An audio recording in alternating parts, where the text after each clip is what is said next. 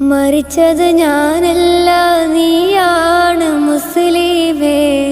ഫാസിസ തടവറയിൽ അടിമയായി നിൽപ്പോ നീ.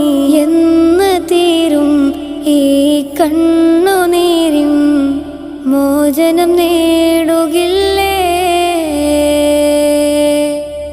ഫലസ്തീൻ ചിരിയെന്നത് കാണാക്കിനാവല്ല, അറബിപ്പൻ വിളയുന്ന കാലം വരുന്നുണ്ട്. തഖ്വ കൊണ്ട് നേടിടുവേ ഫാസിസം കരയുമെന്ന്. ഗാസ തെരുവിലെ ചോര കണ്ടേ ഞാനും എഴുതട്ടൊരു കണ്ണീർ കാവ്യം. പിഞ്ചോമന മക്കളെ ചോരക്കായി